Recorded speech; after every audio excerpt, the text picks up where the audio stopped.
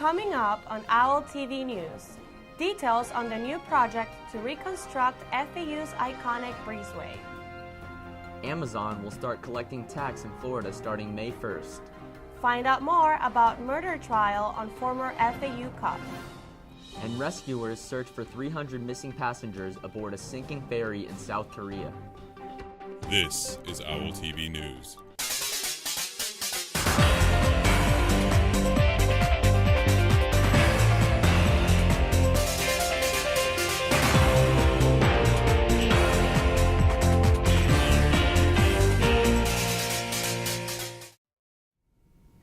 Hello everyone and welcome to Owltv News. I'm Betsy Badell. And I'm Dylan Shop. Thank you for joining us.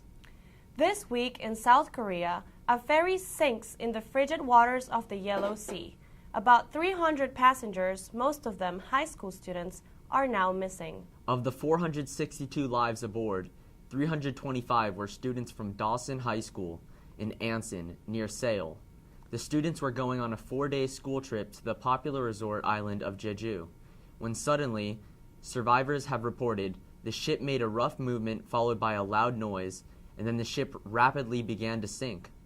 Reports say that passengers were instructed to stay in place and wait to be rescued while the ship was sinking. Most survivors were those who omitted the orders and moved towards the top of the ship. And the Ministry of Security and Public Administration have reported 175 survivors and 9 deaths so far. The cause of the sinking of the ship is under investigation. In other news, the massive online retail store, Amazon.com, will start to collect taxes in Florida starting May 1st. The Florida Department of Revenue requires online companies to begin collecting sales taxes once a company has a physical presence in the state. Since the company is now building 2 fulfillment centers in Polk and Hillsborough counties along Interstate 4, Florida customers will soon have to forget the enjoyed tax break. On local news, former FAU police officer Jimmy Dak Ho was charged with first-degree murder of 29-year-old Sherry Carter, a woman who held a bachelor's degree in English literature and was studying for the law school admission test. Carter also ran a private escort service out of her apartment, charging customers like Jimmy Dak Ho for sex. Prosecutors say Ho was off duty when he intentionally murdered Carter. While the defense insists Ho accidentally killed the victim in self-defense inside Carter's home, after she changed her mind about being Ho's escort, Ho fired against Carter twice. Carter died later at Delray Medical Center on February 4, 2011.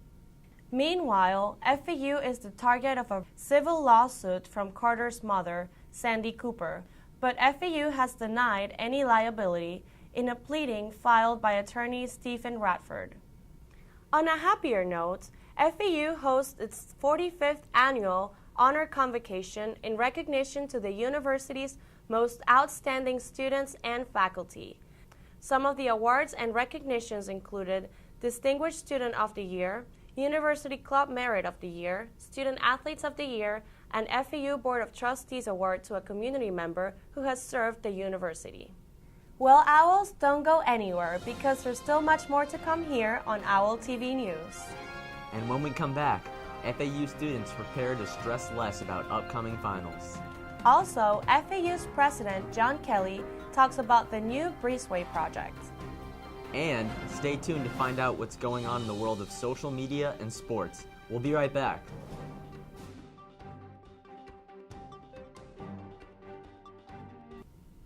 Welcome back, Owls. As most of you may know, finals are coming up and all around campus, students stress out while studying and wrapping up their final projects. That's why FAU student government decided to put together the Stress Less Week events, which provided massages, fun games, and tips on how to avoid stress. On a different note, FAU invited students, members, and friends of the FAU community to participate in an open forum to discuss ideas about reinventing the iconic breezeway, which is long due for maintenance renovations. Betsy Badell attended the forum and got to ask President Kelly what his plans are. FAU students, alumni, faculty, and staff gathered today at the FAU Harold Forkas Alumni Center to discuss their ideas on how to improve FAU's breezeway. President John Kelly mentioned that he would like to have the project started on the breezeway as soon as the architects gather all of the ideas from the community at FAU. My hope is it starts right away. We were actually ready to start with the design, and then the concept came up of let's involve both our alumni, our students, our faculty, staff, and let's really think about exactly what can the breezeway reflect. I'm excited about the turnout. I heard there were over 40 students here, and they got lots of good input. Some of the ideas discussed at the forum included fixing cracks and leaks on the ceiling, improving the lighting at night, rebuilding the breezeway restrooms, creating a more art-like environment by the Ritter Art Gallery, adding more green areas and tables, and of course, adding more color to our breezeway.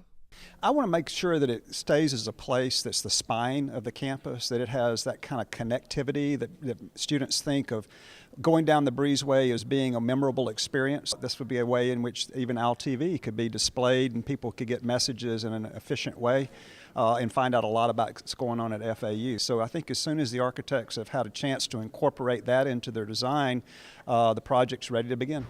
For Owltv News, this is Betsy Badell.